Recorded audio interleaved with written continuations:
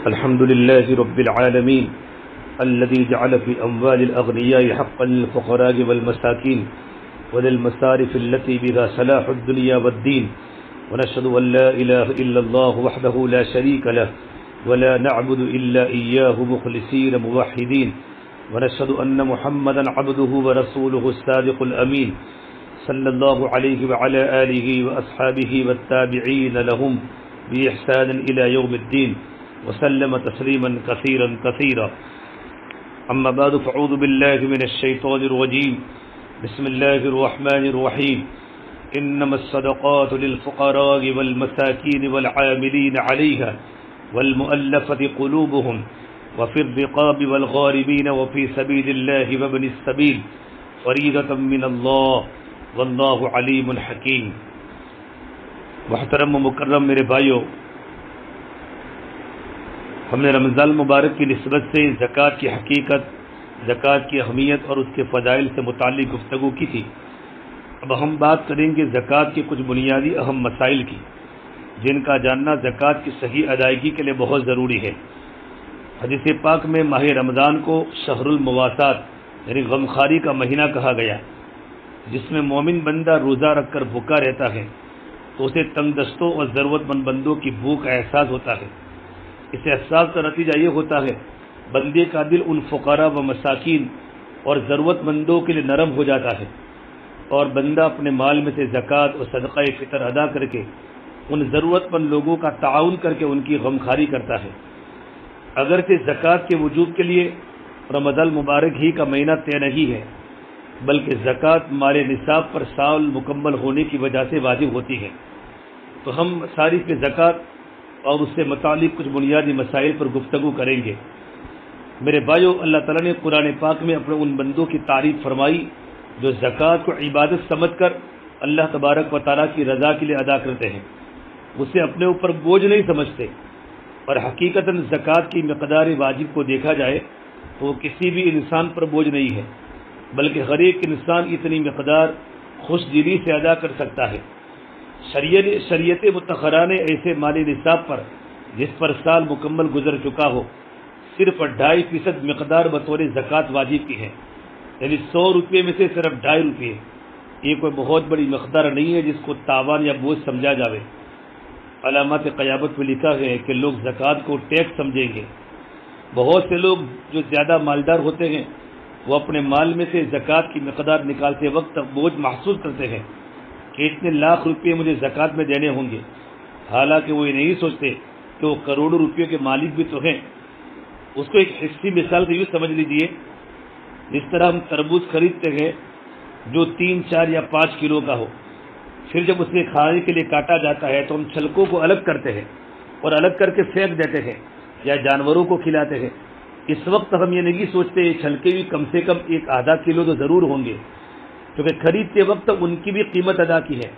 لہذا چھلکے پھینکے کیوں جائیں؟ یہ تو مال کو ضائع کرنا ہے، مال کو برباد کرنا ہے. اس سوچ کو ہر ایک عقل مند انسان غلط کہے گا. بھائیو، زکوٰۃ کی مثال بھی اسی طرح سمجھ لو. وہ مومن بندے کے مال کا میل کچیل ہے جس کو نکالنا بقیہ مال کی صفائی اور حفاظت کے لیے بہت ضروری ہے. اگر تاوان اور بوجھ اور ٹیکس سمجھ کر اسے نہیں نکالا گیا تو پورا مال یا تو دنیا ہی میں ہلاک و برباد ہو جائے گا یا آخرت میں مواخذہ تو ہر حال میں ہوگا.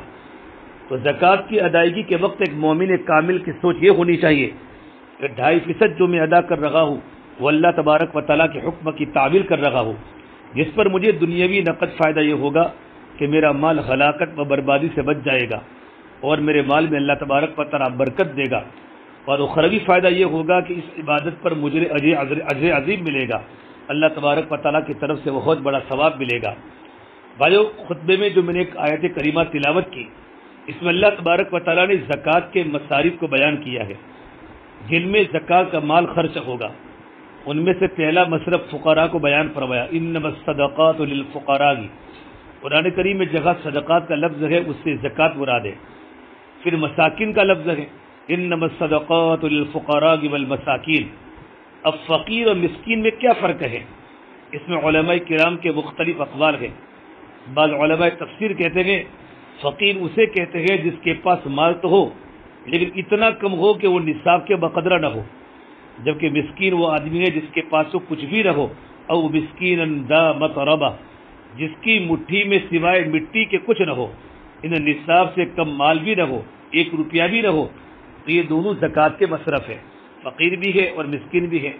اور تیسرا زکوٰۃ کا مصرف جہاں زکوٰۃ ادا کی جاتی ہے، والعاملین، یعنی وہ لوگ ہیں جو اسلامی حکومت میں ام المؤمنین کی جانب سے زکوٰۃ وصول کرنے کے لیے مقرر کیے گئے ہوں۔ اور چوتھا مصرف والمؤلفۃ قلوبہم، یعنی وہ لوگ جو نئے نئے اسلام میں داخل ہوئے ہو تو ان کی دل جوئی و امداد کے لیے انہیں زکوٰۃ دی جاتی تھی، لیکن حضرت عمر رضی اللہ تعالیٰ نے اپنے زمانے میں یہ مصرف کو موقوف کر دیا عدم ضرورت اور استغنا کی وجہ سے، لہذا ان لوگوں کو اب زکوٰۃ دینا درست نہیں ہے۔ تحفۃ الالبعی میں حضرت مفتی سعید صاحب پالمپوری رحمۃ اللہ علیہ نے اس کو نقل کیا ہے۔ پانچواں مصرف الرقاب، یعنی غلاموں کو آزاد کرانا ہے۔ اگر کوئی غریب مسلمان جیل میں قید ہے تو اسے چھڑانے کے لیے زکوٰۃ خرچ کر سکتے ہیں۔ چھٹا مصرف الغارمین، یعنی مقروض لوگ ہیں جن پر قرض ہو، ان کے قرض کی ادائیگی کے لیے بھی زکوٰۃ دے سکتے ہیں۔ ساتواں مصرف وفی سبیل اللہ، اللہ کی راہ میں جہاد کرنے والے مجاہدین کے لیے زکوٰۃ دی جا سکتی ہے۔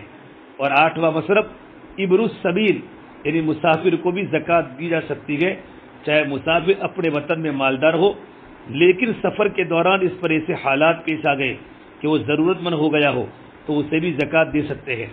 یہ کل 8 مصارف ہوئے۔ انما الصدقات للفقراء والمساکین والعاملین علیہا والمؤلفۃ قلوبہم وفی الرقاب والغارمین وفی سبیل اللہ وابن السبیل، ان 8 جگہوں پر زکوٰۃ کا پیسہ خرچ کیا جائے گا۔ آگے اللہ فرماتے فریضۃ من اللہ واللہ علیم حکیم، یعنی زکوٰۃ اللہ تبارک و تعالیٰ کی جانب سے فرض ہے مالداروں پر، اور اللہ تعالیٰ خوب جانتے ہیں اس حکم پر کون عمل کرتا ہے اور کون نہیں، کس طرح عمل کر رہا ہے، فرید زکوٰۃ کو کما حقہ ادا کر رہا ہے یا اس میں کوتاہی کر رہا ہے۔ ان تمام تفصیلات سے پروردگار عالم بخوبی واقف ہے، حکیم ہے، یعنی زکوٰۃ کی فریضت کے پیچھے جو حکمت کار فرما ہے اسے بھی اللہ تبارک و تعالیٰ کی بخوبی جانتے ہیں۔ میرے بھائی دوستو بزرگوں، آیت کریمہ میں بیان کردہ 7 مصارف میں سے عملی طور پر عموماً فقراء و مساکین کو زکوٰۃ دی جاتی ہے، تو ہم اس تعلق سے کچھ اہم مسائل کے بارے میں بات کریں گے۔ مسائل کو برابر سنیں، بہت بڑا فائدہ ہوگا۔ نمبر 1، سب سے پہلی بات یہ ہے کہ جس طرح نماز اور روزے میں ہم نیت کرتے ہیں اسی طرح زکوٰۃ دینے والا بھی نیت کرے اتنی مقدار میں بطور زکوٰۃ ادا کر رہا ہو۔ زبان سے بولنا ضروری نہیں، نیت دل کے ارادے کا نام ہے، لہذا دل کی نیت بھی کافی ہے۔ اگر کسی نے نیت کے بغیر حقدار کو زکوٰۃ دے دی تو جب تک اس نے وہ مال خرچ نہ کیا ہو غریب نے اور ضائع نہ ہوا ہو تب تک زکوٰۃ دینے والا اگر زکوٰۃ کی ادائیگی کی نیت کر لے گا تو اس کی زکوٰۃ ادا ہو جائے گی۔ اگر اس آدمی نے مال کو خرچ کر لیا یا استعمال کر لیا یا اس کے پاس سے ضائع ہو گیا تو اب نیت کا وقت ختم ہو گیا، اب نیت کا اعتبار نہیں ہوگا، دوبارہ اس کو زکوٰۃ دینی پڑے گی۔ نمبر 2 مسئلہ، اگر کوئی آدمی اپنی جانب سے زکوٰۃ ادا کرنے کے لیے کسی کو وکیل بنائے کہ میری طرف سے اتنی زکوٰۃ ادا کر دو، وکیل کو فوری طور پر زکوٰۃ کا مال سپرد نہیں کیا ہے بلکہ صرف بات کی ہے، مثلا فون کے ذریعے کہہ دیا کہ میری طرف سے 10,000 روپے بطور زکوٰۃ ادا کرو، میں تمہیں بعد میں پہنچا دوں گا، پھر اس وکیل نے ادا کر دی تو زکوٰۃ ادا ہو جائے گی۔ وکیل کو پیشگی طور پر زکوٰۃ کا مال دینا ضروری نہیں ہے، بعد میں بھی دیا جا سکتا ہے۔ اسی طرح زکوٰۃ کی ادائیگی کا وکیل بنانا بھی درست ہے، لیکن اس طرح کی وکالت نماز اور روزے میں جائز نہیں ہے۔ بھئی کوئی یوں کہے میری جانب سے اتنے رکعت پڑھ لو، روزہ رکھ لو، یا میری جانب سے اتنے روزے رکھ لو، کیونکہ نماز اور روزے میں نیابت نہیں ہو سکتی۔ اسی طریقے پر زکوٰۃ کی ادائیگی کا وکیل بننے والا آدمی کسی کو اپنی جانب سے وکیل بنائے تو یہ بھی جائز ہے۔ مثلا ہم نے اپنے کسی دوست سے کہا تو میری جانب سے اتنے روپے بطور زکوٰۃ ادا کرو، پھر اس نے اپنے انڈر میں اپنے ماتحت میں کسی خادم و نوکر سے کہا کہ تم فلاں جگہ حقدار کو دے کے آؤ، تو بھی زکوٰۃ ادا ہو جائے گی۔ نمبر 3 مسئلہ، فقہاء کرام نے لکھا ہے کسی حقدار کو زکوٰۃ کی رقم اتنی مقدار میں دینا کہ وہ خود صاحب نصاب بن جائے بہتر نہیں ہے۔ زکوٰۃ تو ادا ہو جائے گی لیکن اس طرح کرنا بہتر نہیں ہے۔ مثلا آج کی ڈیٹ میں انسان 38,000 52.5 تولہ چاندی کی قیمت 38,000 ہے، 38,000 صاحب نصاب بن جاتا ہے۔ اب کسی حقدار کو ہم نے 39,000 روپے دے دیے یا 38,000 روپے دے دیے، جس سے وہ خود بھی صاحب نصاب بن جائے تو بہتر نہیں ہے۔ البتہ جس کو زکوٰۃ دی جا رہی ہے وہ اتنا قرض دار ہو چکا ہے، اتنا مقروض ہو چکا ہے کہ قرض کی رقم نصاب سے زیادہ ہے۔ مثلا کسی پر 50,000 یا 1,00,000 روپیوں کا قرض ہے، تو ظاہر ہے یہ حقدار زکوٰۃ کی رقم اپنا قرض ادا کرنے کے لیے رہا ہے، تو اس صورت میں اس کو نصاب سے زیادہ مقدار میں دینے کی گنجائش ہے۔ لیکن بہت سے لوگ اس مسئلے سے بعض غلط فائدہ بھی اٹھاتے ہیں کہ وہ اپنی ضرورت سے زائد لاکھوں روپیوں کا قرض لے کر عیش کرتے ہیں یا بڑی رقم کا لون لے کر کاروبار کو بڑھاتے ہیں۔ اپنے گھر میں 4-5 کاریں بھی ہیں، رہنے کے لیے کئی بنگلے بنائے ہیں، لیکن لوگوں کے سامنے خود کو مقروض بتا کر زکوٰۃ وصول کرتے ہیں، تو ایسے لوگ شریعت میں گنہگار ہیں۔ انہیں اولاً ضرورت سے زائد چیزوں کو بیچ کر اپنا قرض یا لون چکانا ضروری ہے۔ قرض ادا کرنے کے بعد بھی معاشی حالت بری ہے اور ضرورت مند ہے تو پھر زکوٰۃ دے سکتے ہیں۔ نمبر 4، زکوٰۃ جن کو دی جاتی ہے ان میں سب سے بہتر مصرف کون ہے، اس کے بارے میں اصول یاد رکھیں۔ سنن ترمذی کا حدیث ہے کہ محتاج رشتہ دار سب سے بہتر مصرف ہے۔ رشتہ داروں کو زکوٰۃ دینے میں ثواب زیادہ ہے، ایک تو ثواب رشتہ داری کا اور نمبر 2 صدقے کا یعنی زکوٰۃ کا۔ پھر رشتہ داروں میں صرف 2 قسمیں ایسی ہیں جنہیں زکوٰۃ نہیں دے سکتے، اصول و فروع۔ نمبر 2 میاں بیوی، شوہر بیوی کو زکوٰۃ دے نہیں سکتا اور بیوی شوہر کو زکوٰۃ دے نہیں سکتی۔ اصول کا مطلب یہ ہے کہ ماں باپ ہے، بیٹا اپنی ماں کو، باپ کو، دادا کو، دادی کو، نانا کو، نانی کو، پڑدادا، پڑدادی، پڑنانا، پڑنانی سے آخر تک جتنے رشتہ دار ہیں انہیں زکوٰۃ نہیں دے سکتے۔ اسی طرح فروع یعنی اولاد کی اولاد ہے، جیسے بیٹے ہیں، بیٹیاں ہیں، پوتے پوتیاں ہیں، پڑ پوتے پڑ پوتیاں ہیں، ان کو ہم زکوٰۃ نہیں دے سکتے۔ اسی طرح میاں بیوی میں سے بھی کوئی ایک دوسرے کو زکوٰۃ نہیں دے سکتا، کیونکہ ان کی ضرورتیں مشترک ہونے کی وجہ سے وہ خود ہی کو زکوٰۃ دینے کے حکم میں ہے۔ ان کے علاوہ جتنے بھی رشتہ دار ہیں سب کو زکوٰۃ دی جا سکتی ہے۔ مثلا داماد اگر حقدار ہیں، بیٹی کو دے نہیں سکتے، لیکن داماد ہمارا غریب ہے، ہم داماد کو زکوٰۃ دے سکتے ہیں۔ پھر داماد کے پیسوں سے، داماد کی رقم سے بیٹی فائدہ اٹھا سکتی ہے۔ اسی طرح داماد اپنے حقدار سسر اور ساس کو زکوٰۃ دے سکتا ہے۔ اسی طرح بھائی بہن آپس میں ایک دوسرے کو زکوٰۃ دے سکتے ہیں۔ زکوٰۃ کے افضل مصارف جو میں نے بات کی، تو مصارف میں سب سے بہتر مصرف محتاج رشتہ دار ہے۔ وجہ اس لیے کہ رشتہ داروں کو زکوٰۃ دینے میں دوہرا ثواب ہے، ایک تو زکوٰۃ کی ادائیگی کا اور دوسرا صلہ رحمی کا، جیسا کہ حدیث پاک میں سنن ترمذی کی روایت ہے، فرما اللہ کے نبی صلی اللہ تبارک و تعالی علیہ وسلم نے سلمان بن عامر سے مروی ہے، الصدقۃ علی المسکین صدقۃ وہی علی ذی الرحم سنتان صدقۃ وسیلۃ۔ سلمان بن عامر فرماتے ہیں کہ فرما اللہ کے نبی صلی اللہ تبارک و تعالی علیہ وسلم نے کہ مسکین کو صدقہ دینے میں صدقے کا ثواب ہے، لیکن یہی صدقہ اگر رشتہ دار کو دیا جاوے تو اس میں ڈبل ثواب ہے، ایک صدقے کا یعنی زکوٰۃ کا، نمبر 2 صلہ رحمی کا۔ ہم اولاً کوشش اس بات کی کریں اگر ہمارے رشتہ داروں میں سے کوئی مستحق زکوٰۃ ہے تو اسے پہلے زکوٰۃ دے۔ رشتہ داروں کے بعد اس دور میں فی سبیل اللہ کے ماتحت فقہاء کرام نے مدارس میں پڑھنے والے مستحقین طلباء کو بھی شمار کیا ہے، یہ بھی زکوٰۃ کا بہتر سے بہتر مصرف ہے۔ مدارس کے منتظمین سفراء حضرات کو زکوٰۃ وصول کرنے کے لیے عموماً لوگوں تک پہنچتے ہیں، بہت سے چندے والے سفراء ہماری مسجدوں میں آتے ہیں، لیکن اگر کسی وجہ سے وہ نہ آ سکے تو اپنی دینی ذمہ داری سمجھ کر ان مدارس میں زکوٰۃ پہنچائے جن کے بارے میں ہمیں تحقیقی طور پر معلوم ہو و امت مسلمہ کے بچوں کو دینی تعلیم دی جاتی ہے، ان مدارس میں زکوٰۃ پہنچانا یہ ہماری ذمہ داری ہے، زکوٰۃ لینے والوں کی ذمہ داری نہیں ہے۔ اس کو خوب سمجھ لیں، آیت کریمہ میں اللہ تبارک و تعالیٰ نے فرمایا فریضۃ من اللہ، یعنی یہ فریضہ زکوٰۃ دینے والے کے ذمے ہے کہ وہ مستحق تک اپنی زکوٰۃ پہنچا دے۔ یہ تو مدرسے والوں کا احسان ہے، وہ ہر سال اپنے سفراء ہماری خدمت میں بھیجتے ہیں جس سے ہمیں فریضہ زکوٰۃ ادا کرنے میں آسانی ہو جاتی ہے۔ 5واں، اسی طرح ہمارے جو خدام نوکر، ہمارے گھروں میں بہت سے نوکر کام کرتے ہیں، نوکرانیاں کام کرتی ہیں یا گھر میں کام کرنے والی آتی ہیں، انہیں زکوٰۃ دینے کا عام رواج ہے۔ ان کو زکوٰۃ دینے کے بارے میں مسئلہ دھیان میں رکھیں، زکوٰۃ کسی ایسی جگہ دینا جگہ ہمارا فائدہ رہا ہو، جس سے ہماری منفعت جڑی ہوئی ہو، تو ایسی ادائیگی صحیح نہیں ہوگی۔ لہذا جب بھی ہم اپنے نوکر، خدام، ملازمین وغیرہ کو زکوٰۃ کی رقم دیں تو اس بات کی صراحت ضرور کر دیں یہ آپ کے کام یا خدمت کا معاوضہ نہیں ہے، آپ کو طے شدہ پوری تنخواہ پوری سیلری ملتی رہے گی۔ اور اس بات کا خوب خیال رکھیں زکوٰۃ کی رقم کے بدلے کچھ بھی زائد کام ان سے نہ لیا جاوے، وہ یہ نہ سمجھے اس زکوٰۃ کی رقم کے بدلے میں مجھے زیادہ کام کرنا ہوگا یا اس کی وجہ سے میری تنخواہ میں سے کچھ کمی کر دی جائے گی۔ البتہ زکوٰۃ کی رقم دیتے وقت اس صراحت ضروری نہیں ہے کہ زکوٰۃ کی رقم ہے، بنا کچھ کہے بھی صرف اپنی جانب سے زکوٰۃ کی نیت کر کے زکوٰۃ دی جا سکتی ہے۔ اسی طرح خدام اور ملازمین وغیرہ کا تقرر کرتے وقت بھی، ان کے گھر میں رکھتے وقت بھی ان سے یہ نہ کہا جاوے تمہاری تنخواہ اتنی ہوگی اور اس پر مزید میں تمہیں 10,000 روپے بطور زکوٰۃ دوں گا، کیونکہ اس صورت میں وہ کم تنخواہ پر بھی اس لیے آمادہ ہو جائیں گے کہ انہیں مزید 10,000 روپے مل لگے گئے۔ تو اب جو تنخواہ میں کٹوتی ہوئی وہ اسی کی ہے وہ ہم نے اپنی زکوٰۃ خود کھائی، اپنی زکوٰۃ ہم خود کھا رہے ہیں۔ میرے بھائیو، خدام اور ملازمین اور دیگر مستحقین زکوٰۃ جس کو ہم پہچانتے ہو ان کے بارے میں تحقیق کر لیا کرے کہ وہ مستحقین ہے یا نہیں۔ بہت سی مرتبہ دیکھا جاتا ہے کہ بیواؤں کو مستحق سمجھ کر سارے علاقے کے لوگ اتنی زکوٰۃ دیتے ہیں کہ وہ خود صاحب نصاب بن جاتی ہے، یہ بھی بہتر نہیں۔ صرف بیوہ ہونے کی وجہ سے کوئی عورت مستحق زکوٰۃ نہیں بن جاتی۔ بیوہ اگر مالدار ہے تو اس کو زکوٰۃ نہیں دے سکتے، ہاں اگر بیوہ محتاج ہے، غریب ہے اور زکوٰۃ کی مستحق ہے تو اسے زکوٰۃ دے سکتے ہیں۔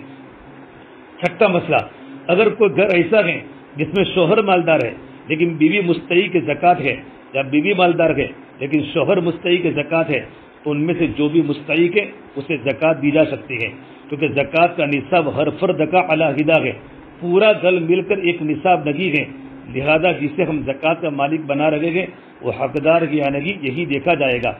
بہت سے لوگ زکوٰۃ کے حقدار کی تحقیق میں غلطی کرتے ہیں، وہ یہ دیکھتے ہیں کہ فلاں گھر میں ٹی وی ہے ان کو زکوٰۃ نہیں دی جائے گی، تو یا یہ سمجھ لو یہ تحقیق ادھوری ہے، پہلے معلوم کرنا ہوگا اس گھر میں ٹی وی کا مالک کون ہے، پھر وہ ٹی وی کتنا مہنگا ہے۔ اگر ٹی وی کا مالک شوہر ہے اور ٹی وی مہنگا ہے، مثلا 25 سے 30,000 روپیوں کا ہے یا 38,000 روپیوں کا ہے، تو اسے زکوٰۃ نہ دی جاوے۔ لیکن اگر اس کی بیوی مستحق ہے جس کے پاس ضرورت سے زائد کوئی چیز نہیں ہے تو اسے زکوٰۃ دی جا سکتی ہے۔ نیز بہت سے حضرات تحقیق میں معیار اپنی جانب سے اس بات کو بناتے ہیں کہ مستحق جس کو زکوٰۃ دی جا رہی ہے وہ تبلیغی جماعت میں جاتا ہے یا نہیں، اگر نہیں جاتا تو اسے زکوٰۃ نہیں دیتے، حالانکہ یہ معیار قائم کرنا مناسب نہیں۔ البتہ یہ ضرور ہے ہم ایسے مستحق کو مقدم کریں جس کی دینی حالت اچھی ہو، دینداروں کو ہم مقدم کریں۔ بہت سے لوگ زکوٰۃ کی رقم اس بہانے سے وصول کرتے ہیں ان کے ہاں بیٹی کی شادی ہے، بے شک اگر وہ شخص مستحق ہے اور اس کی بیٹی کی شادی ہے تو اس کا تعاون زکوٰۃ کی رقم سے کیا جا سکتا ہے، لیکن زکوٰۃ جو مستحق کو دی جاتی ہے اس میں مقصد صرف اس کی ضرورت کو پورا کرنا ہے، جبکہ بیٹی کی شادی کے بہانے لی جانے والی زکوٰۃ بہت سی دفعہ مہنگے سے مہنگے پارٹی پلاٹ بک کروانے میں، کثیر تعداد میں مہمانوں کو بلا کر مختلف قسم کے کھانے بنوا کر کھلانے وغیرہ میں ضائع ہوتی ہے، تو یہ زکوٰۃ کی رقم کا غلط استعمال ہے۔ بہت مرتبہ دیکھا جاتا ہے مستحق زکوٰۃ لے کر اس کے ذریعے بیٹے کا ولیمہ کرتا ہے، پھر وہ ولیمہ اتنا بڑا ہوتا ہے اس میں 400 سے 500 افراد مدعو ہوتے ہیں۔ بے شک ولیمہ سنت ہے لیکن اس میں 4-5 افراد کو کھلا دینے سے بھی سنت ادا ہو جائے گی، پھر ولیمہ جیسی سنت ادا کرنے کے لیے زکوٰۃ لینا یہ کون سی عقل مندی ہے؟ ظاہر سی بات ہے یہ بھی زکوٰۃ کی رقم کا غلط استعمال ہے۔ اس بات کی بھی تحقیق کر لیا کرے کئی ایسے لوگوں کے ہاتھوں میں ہماری زکوٰۃ نہ جائے جو خود کو مستحق بتا کر زکوٰۃ کے مال کو فضول خرچی میں ضائع کرتے ہو۔ نمبر 7، اگر ہم نے کسی کو مستحق سمجھ کر زکوٰۃ دے دی، بعد میں پتہ چلا وہ زکوٰۃ کا مستحق نہیں تھا، تو اب ہماری زکوٰۃ ادا ہو جائے گی۔ کتاب المسائل میں مفتی سلمان کا منصور کوئی نے مسئلہ لکھا ہے، اگر اس زکوٰۃ دینے والے نے جان بوجھ کر دھوکے سے اپنے آپ کو مستحق ظاہر کیا تھا یا جاننے کے باوجود کہ زکوٰۃ کی رقم ہے پھر بھی مستحق نہ ہونے کے باوجود زکوٰۃ کی رقم خاموشی کے ساتھ رکھ لی تو گنہگار ہوگا، البتہ دینے والے کی زکوٰۃ ادا ہو جائے گی۔ نمبر 8، زکوٰۃ میں ہمیشہ نقد دینا ضروری نہیں ہے بلکہ کپڑے، اناج، غلہ وغیرہ سامان بھی دے سکتے ہیں۔ زکوٰۃ میں پلاٹ، زمین کا ٹکڑا بھی دے سکتے ہیں جس پر مستحق اپنا گھر وغیرہ تعمیر کر سکے۔ فتویٰ اسلامیہ میں بات لکھی ہے، لیکن اس میں اس بات کا خیال رکھا جائے جو سامان اچھا ہو وہ دے، خراب اور گھٹیا قسم کا سامان جس کی مارکیٹ میں بہت قیمت کم ہے وہ نہ دے۔ کوئی آدمی اناج اور غلے کی تجارت کرتا ہے تو ایسا پرانا ذخیرہ زکوٰۃ میں دے جو بالکل خراب ہو کر سڑ جانے کے قریب ہے، جس کی مارکیٹ میں قیمت نہ کے برابر ہے، تو یہ مناسب نہیں. یہ مری ہوئی مرغی اللہ کے نام پر کا مصداق ہوگا. نمبر 9، زکوٰۃ کی ادائیگی کے لیے تملیک یعنی مالک بنا دینا شرط ہے. جس آدمی کو زکوٰۃ کا مالک بنا جاوے اس کا اس زکوٰۃ کے مال پر پورا اختیار ہو، یہ ضروری ہے. لہذا اگر زکوٰۃ کی ادائیگی کے لیے کسی نے چند غریبوں کو بلا کر کھانا کھلا دیا جس میں ان کو کھانا اپنے ساتھ لے کر جانے کی اجازت نہیں تھی، تو اس طرح زکوٰۃ ادا نہیں ہوگی. انہیں کلی اختیار ہونا چاہے تو کھانا اپنے ساتھ لے جائے. یہ بھی مسئلہ کتاب المسائل میں لکھا ہے. اسی طرح زکوٰۃ مسجد اور قبرستان میں دینا بھی صحیح نہیں ہے.